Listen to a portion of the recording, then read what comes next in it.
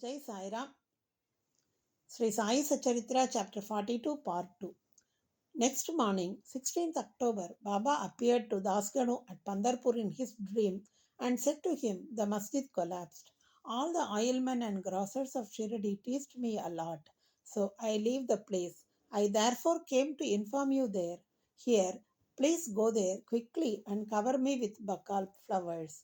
Dasganu got the information also from Shirdi letter. So he came to Shirdi with his disciples and started bhajan and kirtan and sang the Lord's name all through the day before Baba's Samadhi, himself weaving a beautiful garland of flowers studded with Lord Hari's name. He placed it on Baba's Samadhi and gave a mass feeding in Baba's name. Charity to Lakshmi Bai. Dussera or Vijayadashmi is regarded by all the Hindus as the most auspicious time, and it is befitting that Baba should choose this time for his crossing the border line. He was ailing some days before this, but he was ever conscious internally. Just before the last moment, he sat up erect without anybody's aid and looked better. People thought that the danger had passed off and he was getting well. He knew that he was to pass away soon, and therefore he wanted to give some money as charity to Lakshmi Bai Shinde, Baba pervading all creatures. This Lakshmi Bai Shinde was a good and well-to-do woman. She was working in the masjid day and night.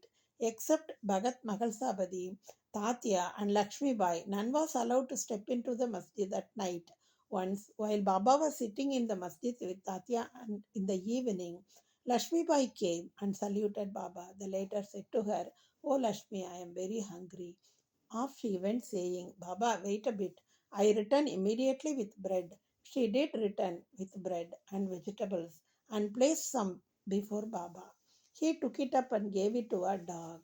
Lakshmi Bai then asked, "What is this, Baba?" "I ran in haste, prepared bread with my own hands for you, and you threw it to a dog without eating a morsel of it.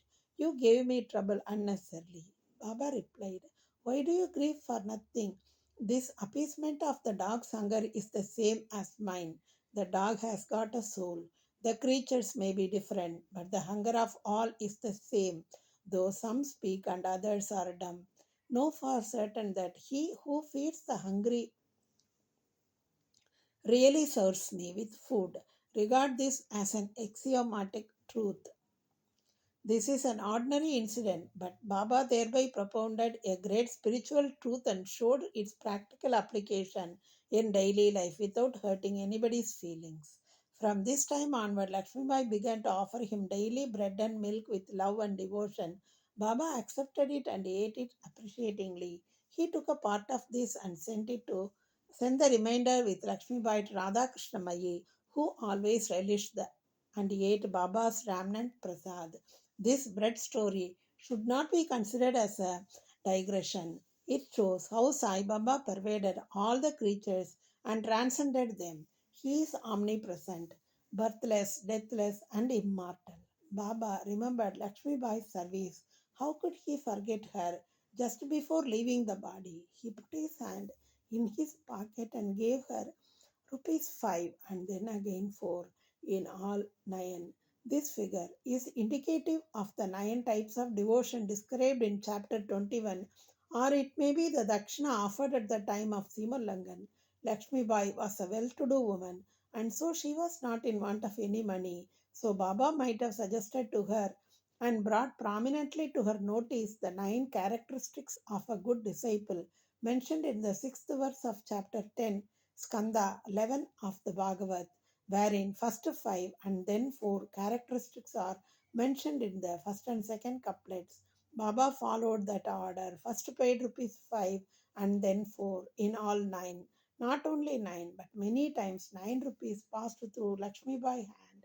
But Baba's this gift of 9 she will ever remember.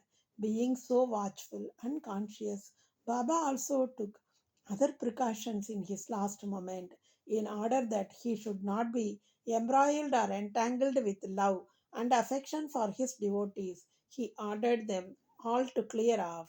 Kaka Sahib Dikshit, Babu Sahib Bhuti, and others were in the masjid anxiously waiting upon Baba. but he asked them to go to the Vada and return after meals. They could not leave Baba's presence, nor could they disobey him. So they went with heavy hearts and heavy feet. They went to the Vada. They knew that Baba's case was very serious and that they could not forget him. They sat for meals, but their mind was elsewhere. It was with Baba. Before they finished, the news came to them of Baba's leaving the mortal coil. Leaving their dishes, they ran to the masjid and found that Baba rested finally on Bayaji's lap. He did not fall down on the ground, nor did he lie on his bed, but sitting quietly on his seat and doing charity with his own hand, threw off the mortal coil. Saints embody themselves and come into this world with a definite mission, and after that they pass away as quietly and as easily as they came. Bow to Sri Sai. Peace be to all. Jai Sai.